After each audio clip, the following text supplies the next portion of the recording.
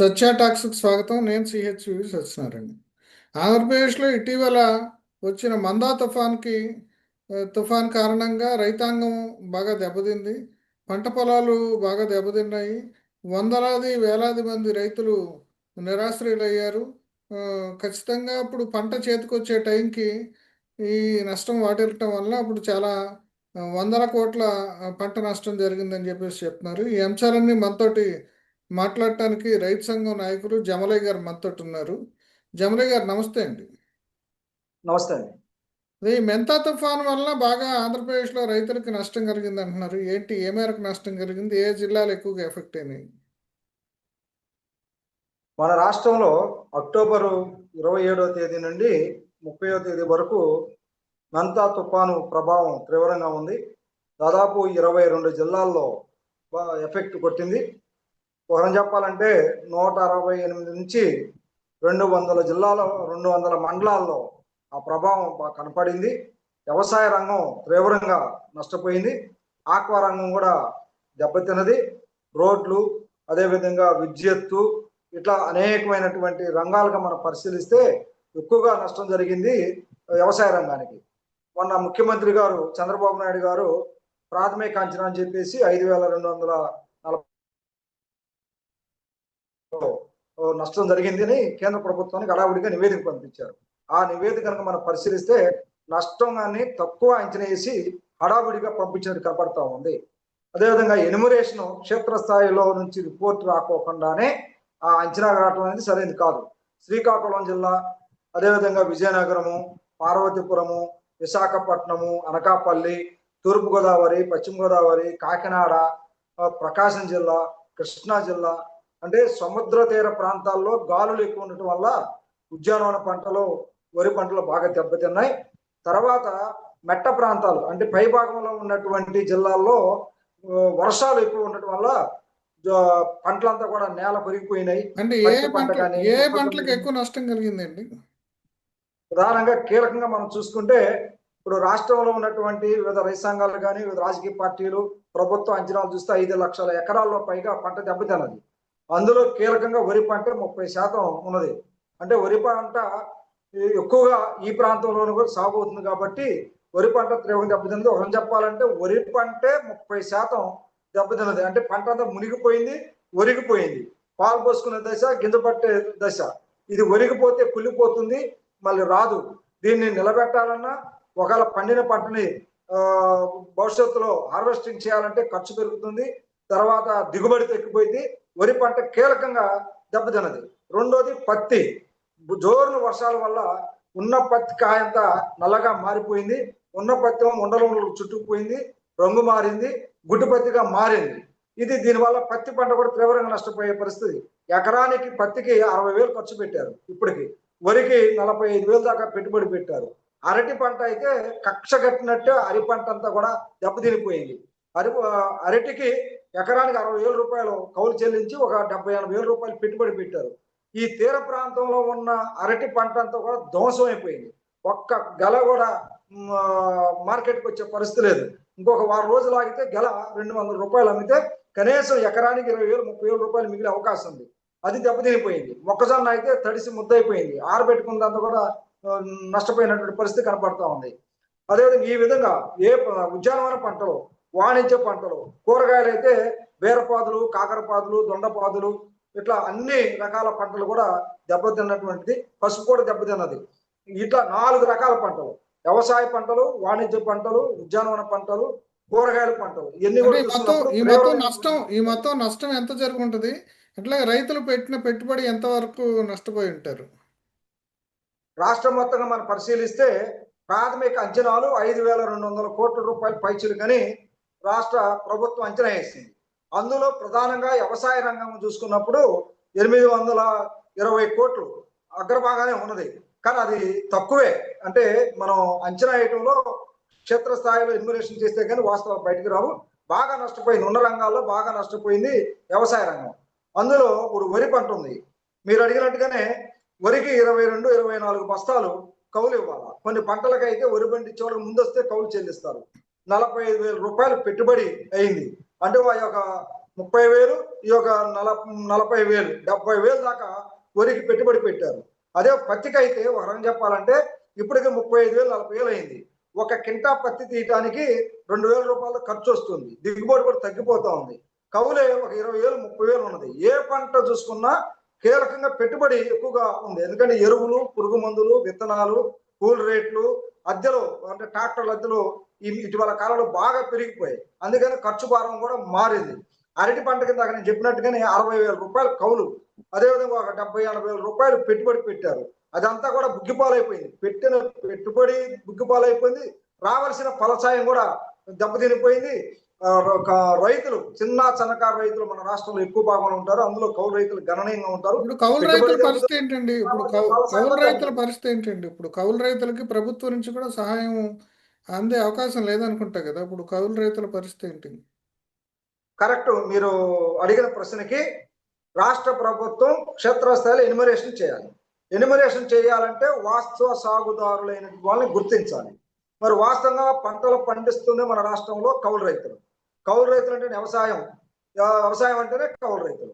అటువంటి నేపథ్యంలో క్షేత్రస్థాయిలో ఈ ఈ పంటలో నమోదైందా లేదా, కౌలు గుర్తింపు కార్డు ఉందా లేదా, వెబ్లాండ్ లో టెక్నికల్ ప్రాబ్లం వల్ల అది నమోదైందా లేదని చూడకోకుండా క్షేత్రస్థాయిలో ఏ పంట వేశారు, ఏ పంట దెబ్బతిన్నది, ఏ ఊరు పండించారు, భూ యజమాని పండించాడా, కౌలు రైతు పండించాడా అనేది నిష్పక్షపాతకంగా పరిశీలించి ఎన్రోల్మెంట్ చేస్తే, అంటే ఎన్యుమరేషన్ చేస్తే కౌలు రైతులకు న్యాయం జరిగింది.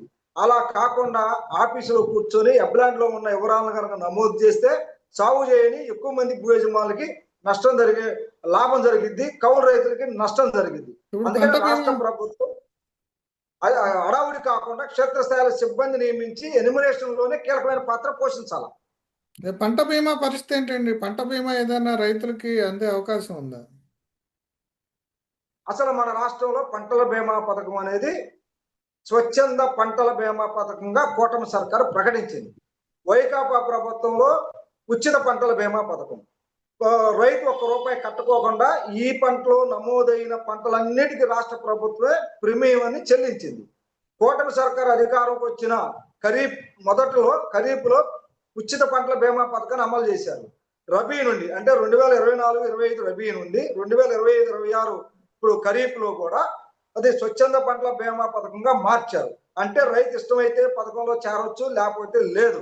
అలా చూసుకున్నప్పుడు మొన్న ఖరీఫ్లో 1 కోటి ఎకరాల దాకా సాగైతే అందులో 20 లక్షల ఎకరాలు మాత్రమే పంటల బీమా పథకంలో చేరారు.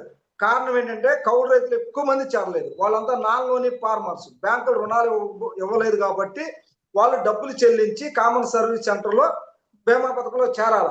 1 ఎకరం వరి పండించే దానిలో బీమా ప్రీమియం ₹840, పత్తికి ఎకరానికి ₹1,700. ఇది చాలా భారంగా ఉంది. అందుకని ఎక్కువ మంది కౌలు రైతులు బీమా పథకంలో చేరలేదు. ఇప్పుడు బీమా పరిహారం వచ్చే అవకాశం కూడా లేదు. దానివల్ల నష్టం ఎక్కువగా చంద్రబాబు నాయుడు ఇన్పుట్ సబ్సిడీ కూడా ఒక మాట చెప్పాలంటే ఖర్చులు పెరుగుతున్నాయి, ఇన్పుట్ సబ్సిడీ తక్కువగా ఇస్తా ఉంది. దానివల్ల ఫలితం ఉండదు. ఇన్పుట్ సబ్సిడీ కూడా పెంచాల్సిన అవసరం ఉంది. కనీసం ఎకరానికి ఒక ₹25,000 చొప్పున నష్టపరిహారం పెంచితే తప్ప వాళ్ళు బయటపడే అవకాశం లేదు. అంటే ముఖ్యమంత్రి చంద్రబాబు నాయుడు ఈ మెంతా తుఫాన్ని దాని జరిగిన నష్టాన్ని నివారించడానికి ముందస్తు చర్యలు తీసుకోవడంలో చాలా చాకచక్యంగా వ్యవహరించారని, ఆయన 24/7 పనిచేశారని చెప్పేసి చెప్తున్నారు. ఇప్పుడు ఈ రైతులకు సంబంధించి, వ్యవసాయ నష్టానికి సంబంధించి ఆయన తీసుకున్న చర్యలు ఏంటి? వాటితోటి మీ రైతు సంఘాలు కానీ, కౌలు రైతుల సంఘాలు కానీ సంతృప్తి చెందాయా? ఇప్పుడు ఇలాంటి విపత్తులు సంభవించినప్పుడు రాష్ట్రంలో ఉన్నటువంటి ప్రతిపక్షాలు, రైతు సంఘాలు, కౌలు రైతు సంఘాలు రైతులను భాగస్వామ్యం చేసి ముందస్తు చర్యలు ఏం తీసుకోవాలని భాగస్వామ్యం చేయాలి. అది చేయలేదు. రొయ్యల చెరువులు, చేపల చెరువులు అయితే నీళ్ళన్నీ వచ్చేసి ఉన్న రొయ్యలు, చేపలన్నీ కూడా నీళ్ళలో కొట్టుకుపోయినట్టు పరిస్థితి కనపడతా ఉంది. ఎలా రక్షిస్తారు? అందుకనే ప్రచార మాధ్యాల్లో ఆయన ఆర్టీసీఎస్ నుంచి వాళ్ళు సూచనలు, సలహాలు ఇవ్వగలిగారు. కొంత ప్రాణ నష్టాన్ని అరికట్టగలిగారు, కానీ ఆస్తి నష్టాన్ని, అదేవిధంగా వ్యవసాయ రంగంలో నష్టాన్ని అరికట్టడానికి సాధ్యం కాదు.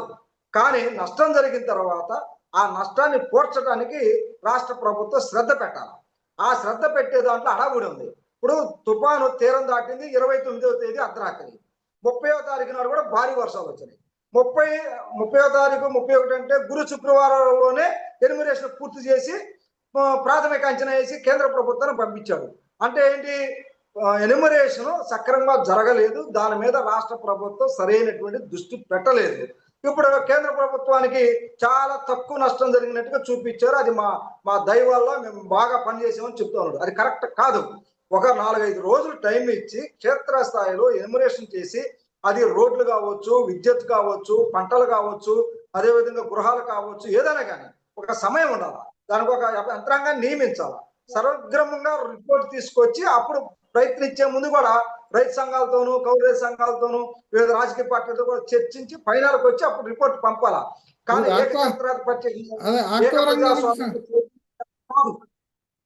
ఆక్వా రంగానికి, ఫిషరీస్ వీటికి సంబంధించి జరిగిన నష్టం ఏంటండి? ఇప్పుడు ఆక్వా రంగంలో దాదాపు 514 కోట్ల రూపాయల నష్టం జరిగింది. వ్యవసాయ రంగానికి ఇందాక నేను చెప్పినట్టు 824 కోట్లు నష్టం జరిగింది. ఆక్వా రంగంలో జరిగింది అంటే సముద్ర పోటు వల్ల నీరు వెనక్కొచ్చింది, వచ్చి చేపల గుంటలు, రొయ్యల గుంటలన్నీ మునిగిపోయాయి. కొంతమంది ఈ సమయంలోనే పిల్లలు పోశారు, చేప పిల్లలు, అదేవిధంగా రొయ్య పిల్లలు కూడా పోశారు. కొంతమంది పంట తీసే సమయం కూడా దానికి పెట్టిన పెట్టుబడి మొత్తం దెబ్బతినిపోయింది. ఒక ఎకరంలో ఒక రొయ్యలు పెంచాలంటే 2.5 లక్షల రూపాయల దాకా పెట్టుబడి అవుతుంది. అదేవిధంగా ఇంచుమించు చేపల చెరువులు కూడా అంతే ఖర్చు అవుతుంది. కానీ ఇప్పుడు ఒకటి, జోరున వర్షాలు, అధిక వర్షాల వల్ల నీరంతా చేపల చెరువులోకి, ఆక్వా చెరువులోకి వెళ్ళిపోయాయి. దీంతో పాటు సముద్ర తీర ప్రాంతంలో ఉన్నటువంటి ఆక్వా చెరువులు, చేపల చెరువులు ఎక్కువగా ఉంటాయి కాబట్టి ఆ పోటు వల్ల వెనక నీరు తన్ని అవన్నీ మునిగిపోయాయి. ఒక రంగం చెప్పాలంటే ఆక్వా చేపల చెరువులకు ధ్వంసం జరిగిపోయింది, తీవ్రంగా నష్టపోయినటువంటి పరిస్థితి మనకు కనపడతా ఉంది. మత్స్యకారులు కూడా కొన్ని బోట్లు దెబ్బతిన్నాయి, వలలు దెబ్బతిన్నాయి, వాళ్ళు కూడా ఉపాధి కోల్పోయినటువంటి పరిస్థితి కనపడతా ఉంది. వ్యవసాయ రంగము, ఆక్వా రంగము దీనివల్ల తీవ్రమైన నష్టం జరిగింది అనేది మన ప్రాథమిక అంచనాలోనే మనకు కనపడతా ఉంది. క్షేత్రస్థాయిలో పరిస్థితి ఎక్కువ ఉంది. ఇప్పుడు ప్రభుత్వాలు ఆయన నష్టాన్ని అంచనా విషయంలో పాక్షికంగా చూస్తున్నాయి తప్ప పారదర్శకంగా మాత్రం చూడటం లేదు. వాస్తవంగా దాన్ని దృష్టిలో పెట్టుకుని పరిశీలన చేసే పరిస్థితి ఎక్కడ కనపడతలేదు.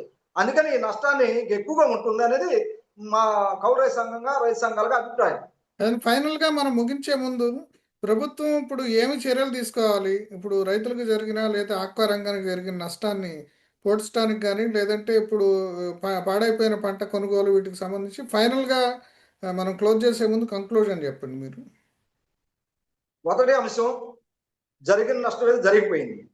రాష్ట్ర ప్రభుత్వం ప్రచార మధ్యలో హడావుడి చేసింది, ప్రాణ నష్టం జరగకుండా, ఆస్తి నష్టం జరగకుండా కొంత మేరకు కృషి చేసింది. ఇప్పుడు చేయాల్సిన అంశం ఏంటంటే క్షేత్రస్థాయిలో ఎనిమిరేషన్ వరకు నిష్పక్షపాతంగా జరగాలి. దానికి అవసరమైనటువంటి సిబ్బందిని నియమించాలి. అప్పుడు అంచనాకు రావాలి.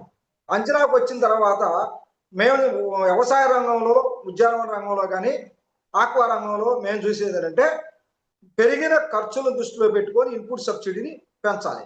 ఇప్పుడు వ్యవసాయ రంగంలో ఒక హెక్టార్కి 25,000 గతంలో ఇచ్చారు, అంటే ఎకరానికి 10,000. అది ఏ మాత్రం అంటే ఎరువులు, పురుగు మందులు, విత్తనాలు కూడా చాలా దాన్ని పెంచాలి. ఈ సందర్భంగా మేము కోరుకునేది అంటే రాష్ట్ర ప్రభుత్వాన్ని ఆహార పంటలకైతే కనీసం 25,000 రూపాయలు ఎకరానికి ఇవ్వాలి. అదే వాణిజ్య పంటలకైతే 30,000 నుంచి 40,000 ఇవ్వాలి. ఉద్యానవన పంటలకైతే ఒక 50,000 రూపాయల దాకా ఇవ్వాలి. చేపల చెరువులకి, ఆక్వా అదే రొయ్యల చెరువులకి అయితే కనీసం 1,00,000 రూపాయలైనా ఇవ్వండి, వాళ్ళకి నష్టాల నుంచి బయటపడే అవకాశం లేదు. ప్రాథమికమైనటువంటి ఇన్పుట్స్ ఇవ్వాలి. పంటల బీమా పథకం ఎట్లాగూ లేదు. పంటల బీమా పథకం ఉంటే జరిగిన నష్టానికి కొంత నష్టపరిహారం వచ్చేది, బీమా పరిహారం. కాబట్టి ఇన్పుట్ సబ్సిడీని, పంటల బీమా పరిహారం ఇస్తే కౌలు రైతులకి, చిన్న సన్నకారు రైతులకి, సొంత భూముల్ని సాగు చేస్తున్న వాళ్ళు కూడా ఉపయోగపడుతుంది. ఆ దిశగా ప్రభుత్వం చర్యలు తీసుకోవాల్సినటువంటి అవసరం ఉంది.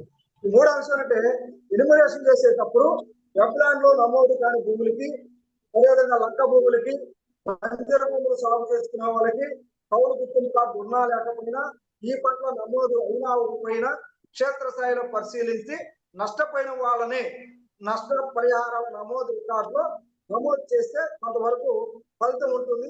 న్యాయంగా ప్రభుత్వం ఇచ్చే తులం పొలం వాస్తవమైనటువంటి సాగుదారులకు అందేదానికి అవకాశం ఉంటుంది. ఇది మూడో అంశం ఏంటంటే ఇప్పుడు అంటే కనీసం రబీలో తమ పంటలు వేసుకోవడానికి కొంత ఇన్వెస్ట్మెంట్ అవసరం, అది అందించాలి. తడిసిన ధాన్యాన్ని, రంగు మారిన పత్తిని, నాణ్యత తగ్గిన, తేమ శాతం ఎక్కువ ఉన్నప్పటికీ మద్దతు ధరల ప్రకారమే కొనుగోలు చేయాలి. మద్దతు ధరల ప్రకారమే మొక్కజొన్న ఇటువంటి వాటిని కొనుగోలు నిబంధనలు సడలించి అటువంటి ఆహార ఉత్పత్తుల్ని, ధాన్యాన్ని, మొక్కజొన్నని, వరి పంటలను కొనుగోలు చేస్తే కొంత లాభం జరిగే అవకాశం ఉంది. చివరిగా ఏంటంటే జరిగిన దానికి అంటే 33% పైగా నష్టం జరిగితే డ్యామేజ్ ఇస్తానంటున్నారు. డ్యామేజ్ జరిగిన తర్వాత కొంత దిగుబడి కూడా రావచ్చు. ఆ దిగుబడిని మేము కొనుగోలు చేయమని కింద అధికారులు చెప్తున్నారు. అది కరెక్ట్ కాదు. నాయుడు గారు ఏం చెప్తున్నారంటే డ్యామేజ్ జరిగిన భూమిలో దిగుబడి వస్తే అది మొత్తం కొంటామంటున్నారు. క్షేత్రస్థాయిలో సిబ్బంది మాత్రం ఎన్యూమరేషన్ చేసినప్పుడు అబ్బాయి మేము కొనేది లేదు, కనీసం ఒక 6 బస్తాలు మాత్రం కొంటానంటున్నారు. అంటే గందరగోళంగా ఉంది. ఈ గందరగోళాన్ని రాష్ట్ర ప్రభుత్వం మరి నివృత్తి చేయాల్సినటువంటి అవసరం ఉంది. క్లారిటీగా స్పష్టంగా డ్యామేజ్ జరిగిన భూమిలో నుంచి వచ్చే దిగుబడిని కూడా మొత్తం మద్దతు ధరల ప్రకారమే కొనుగోలు చేస్తామని హామీ ఇస్తే కొంత ఊరట కలిగేదానికి అవకాశం ఉంది. ఈ సందర్భంగా రైతు సంఘాలతోనూ, కౌలు రైతు సంఘాలతోనూ, ప్రతిపక్షాలతో కూడా సంప్రదించి సమావేశాలు నిర్వహించి జరిగిన నష్టాన్ని బయటపడే దానికోసం వాళ్ళు సూచనలు, సలహాలు కూడా తీసుకుంటే అప్పుడు నిజంగా ఈ ప్రభుత్వ చిత్తశుద్ధిని మనం శంకించాల్సి ఉండదు. లేకపోతే ఏదో సహాయం చేసి అందరికి చేసినట్టుగా మరిపించడానికి ప్రయత్నం చేస్తే రైతాంగమే తీవ్రంగా నష్టపోతారు. ఓకే, థ్యాంక్ యూ అండి జమల గారు.